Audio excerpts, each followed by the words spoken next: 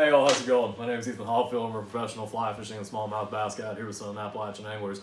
Today's guide series gear review, I'm going to go over some tips and tricks on how to fish topwater flies for smallmouth bass. This is a technique that we primarily use in the summertime, anywhere from around late April to early May, all the way up to the beginning of October in some years. This is arguably the most fun way to target smallies on the fly rod. It's really hard to describe a feeling when you get a 3 or 4 pound smallmouth that just comes up and absolutely crushes one of these flies out of nowhere. It's a very exciting way to fish. Now, I'm going to go over some little tricks here that will help improve your topwater fishing game.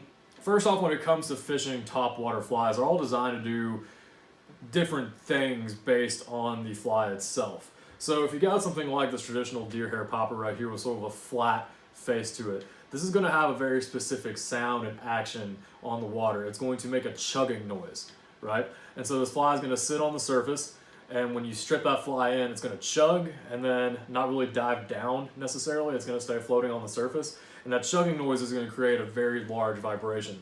If I've got something like this Dahlberg diver right here, if you notice the surface of the fly on the head is sort of on a slanted incline, and then it bumps up against this deer hair collar right here. What this is going to cause this fly to do is, well, hence the name, dive down in the water and then slowly rise back up.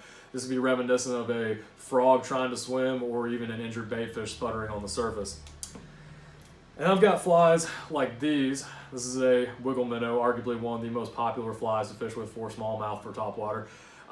What this fly is designed to do, it mimics more of a Rapala action or a crankbait action, if you will. When you strip this fly in, what's going to do, the way the head is cut right here, it's going to act as like a lip on a crankbait. And it's going to cause that fly to sort of swim down, slowly rise back up, swim down, slowly rise back up. This is going to be deadly as topwater or fished on an intermediate or sinking line and fish sort of reminiscent as a crankbait.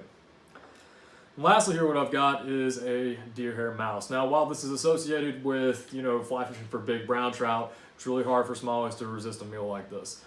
Fish this late in the evening into the night in the summertime, and you can expect to have some big smallies come up and crush this. Skitter across the surface, try to make it imitate a mouse that's swimming across, trying to get from one side of the bank to the other. It's a very easy meal for a big fish to get a hold of. Now, a couple things with topwater fishing, a couple misconceptions. When I have clients that really want to improve their topwater fishing game, the first thing that I tell them is you don't want to overfish these poppers. And what I mean by that is you get some people that go out there, they huck it up to the bank, and then they start chugging it and chugging it and chugging it and chugging it.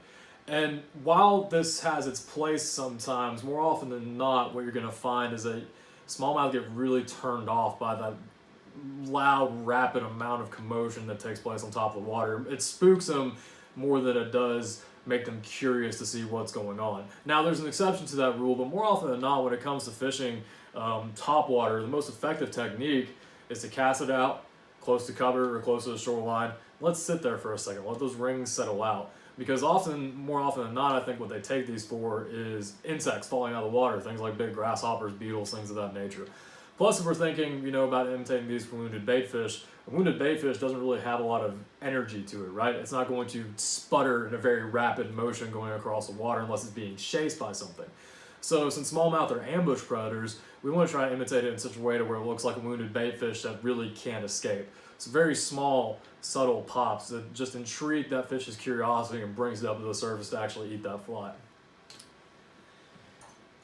Another thing that you'll sometimes see with flies, and this is more in common with you buy them from the store, some of them have weed guards on them. And I really don't see the purpose of a weed guard for this application. Maybe if you're using like conventional fishing tackle, throwing like frogs into heavy cover, something along those lines. But where we're targeting these fish at, we're not really fishing around heavy grass mats or lily pads. There's no real reason to have this weed guard on here. And plus, I don't know if y'all can see this, I'll try to hold up to the camera, but if you look at this one's been sitting in my box all winter, and see what's happened to the hard mono weed guard? It's been pushed off to the side anyway, it's completely useless.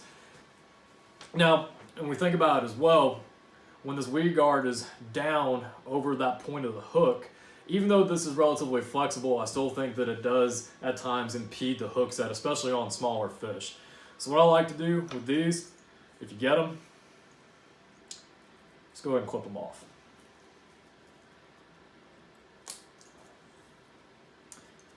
Yes, you might lose a couple more flies doing this, but it's better than having that holy grail 5-pounder come up and eat it and then get knocked off because of weed guard and peep the hooks in.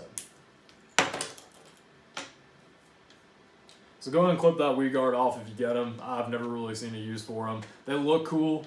If it's a confidence thing for you to leave it on, then leave it on. But in my experience, I've never really seen a use for it. A couple other things too.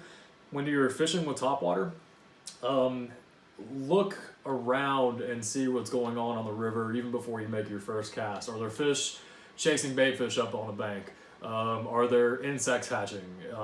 Is there a heavy population of bait fish in the water that you're fishing? All of those things sort of play into a factor in how you work these flies on the surface. To overfish these poppers like I was talking about a minute ago, the only time that really is effective is when I see smallmouth up on the bank chasing bait fish. It's sort of reminiscent to how if you ever watch like killer whales like chase seals up on the shoreline and attack them, it's sort of reminiscent of that. It's really cool to watch. But that technique in and of itself is when I will tell someone to huck it up on the bank and chug it back as fast as possible. Otherwise, keep your fishing relatively subtle, cast this up on the bank, let it sit there, let the ring settle, and just give it some very subtle pops. And experiment with your retrieves too. Don't get lazy with it. Just fish it very slowly, very subtly back to the boat, and experiment and see which retrieve is going to work for that day. Sometimes they like fast retrieves, sometimes they like slow retrieves. More often than not in the summertime, I've found they just like it dead drifted. So there's some tips on how to fish topwater for smallmouth. Hope it helps you out. If you have any more questions, feel free to contact us in Southern Appalachian Anglers or like and comment this video below. I'd be more than happy to respond. Tight lines, everybody.